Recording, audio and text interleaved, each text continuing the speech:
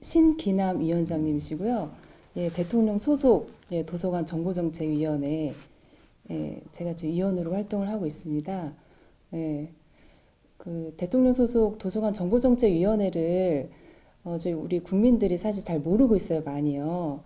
근데 이 위원회가 그 2007년에 그 노무현 대통령께서 우리나라의 그 문화를 좀 발전시키려면 그 도서관 문화가 좀 잘 되어야 된다라는 그런 취지로 대통령 소속으로 도서관 정보정책위원회를 만들어 주셨는데요.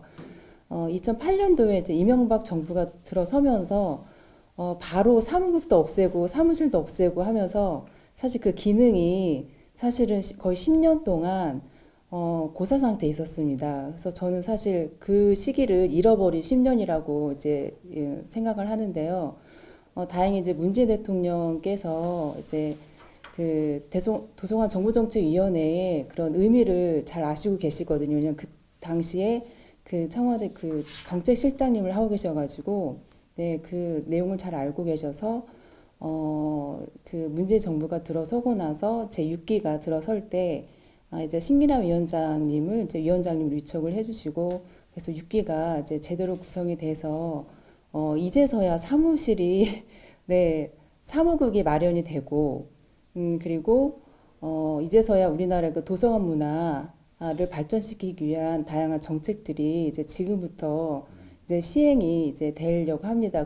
그런데 그 저는 그런 노무현 대통령님의 그런 도서관 문화에 대한 그런 정말 애정과 관심이 그 지난 10년 동안 없었다가 이제 문재인 대통령께서 이제 간신히 살려주셨다는 점. 1년에 정기 회의가 4번 있습니다. 네. 그리고 이제 수시로 이제 도서관 정책과 관련해서 수시로 이제 뭐 이메일로 자문을 네. 위원장님은 상근직이 아니신데요. 네, 상근을 하세요. 근데 예, 급여가 없는데도 불구하고 네. 네.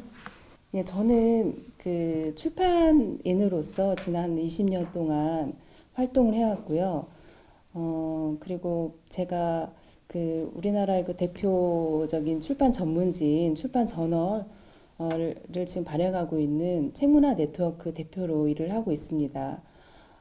그리고 이제 일을 하면서 문화 콘텐츠에 대한 그런 좀 깊이 있는 공부를 좀 더 해야 되겠다. 현장에 있지만, 그래서 문화 콘텐츠학으로 제가 박사학위를 이제 받았고요.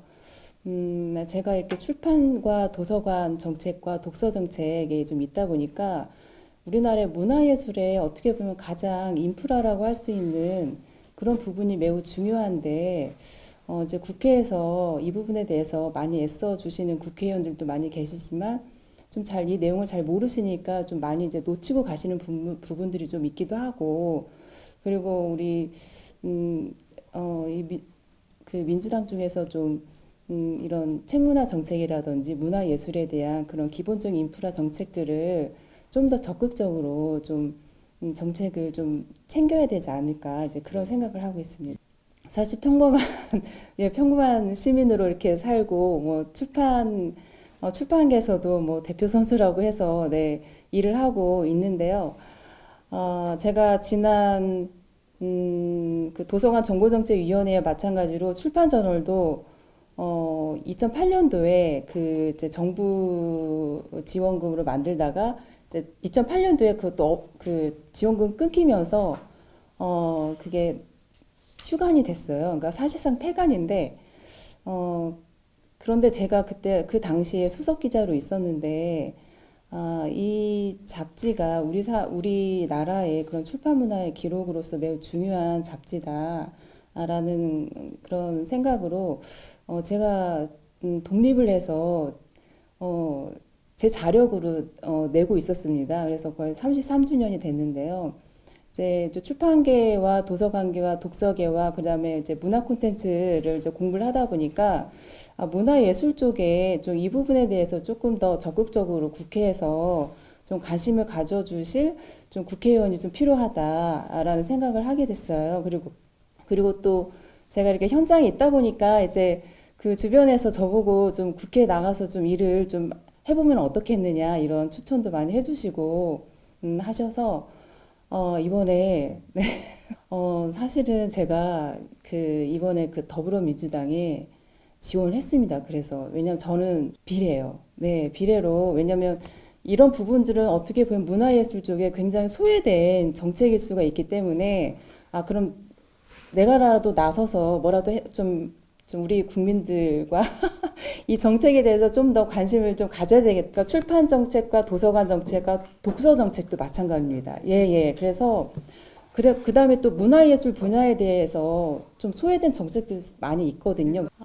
이제 저는 이제 대표 선수라고 이제 그렇게까지는 생각을 안 하는데 이제 출판 저널을 출판계도 못 살린 그다음에 정부도 놓은 출판 저널을 살리고 잘한다. 예. 저는 정말 절실한 마음으로 지원을 했습니다. 예. 그리고 사실 더불어민주당이 이번에 비례로 지원을 했는데요.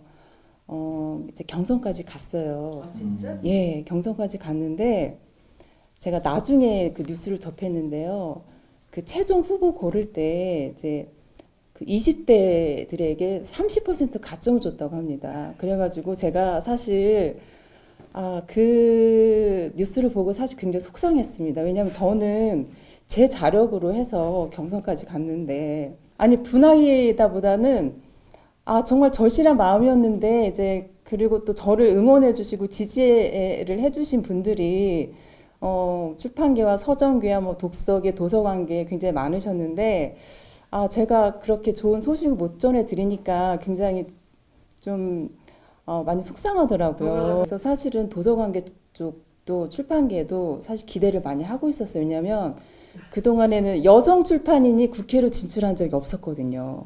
네, 그래서 그렇다고 도서관계에서는 워낙 이제 그 공공도서관 사서들이 많으시다 보니까 이렇게 그 국회 쪽으로 진출을 하시기는 조금 어려운 상황이시고 제가 현장에 있다 보니까 네, 정치를 해야 됩니다. 예, 왜요? 이 부분에서 그 관련 법 개정이라든지 그 다음에 이 관련된 정책에 매우 중요하다는 점을 우리 국민들에게 좀 알려야 되는 그런 부분들도 있고요. 제가 소통을 잘합니다. 제가 그러니까 잘 들어주고 그리고 그리고 좀 잘 그러니까 설득을 잘 해야 된다고 할까요? 그리고 많은 분들이 이제 결국에 저를 많이 지원해 주시는, 응원해 주시는 그런 분들이 좀 많이 계시더라고요. 네. 그래서 저는 저도 이 광장에서 그 촛불을 든 시민으로서 사실 우리 문재인 대통령께서 이 문재인 정부가 성공적으로 잘 끝나기를 정말 간절히 바라고 있는 한 사람이고요. 국민의 한 사람이고, 그리고 또 제가 이렇게 현장에 있었던 그런 여러 가지 이제 공공성을 가지고 일해온 그런 경험과 그다음에 이제 좀 제가 갖고 있는 전문성을 바탕으로 해서 좀 국회에 가서 좀 더 큰 일을 좀 하고 싶다. 네, 저희 부모님 계시고요. 네, 여동생과 남동생 그렇게 있습니다.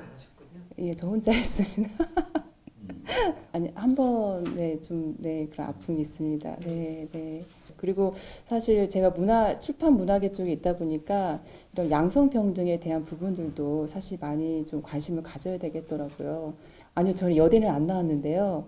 이런 그 문체부하고도 같이 일을 하면서 좀 이렇게 보니까, 예를 들면 제가 이제 그 자기소개서에도 좀 쓰긴 했는데, 예를 들면 문화예술위원회 뭐 남성 후보들만 이렇게 올라갔다든지 그런 문제들. 네, 근데 그게 어떻게 보면 단편적인 사례인 거고, 아니 저는 없습니다. 아무것도 없어요. 네, 저는 없고요. 네, 뭐 그런 부분은 없습니다.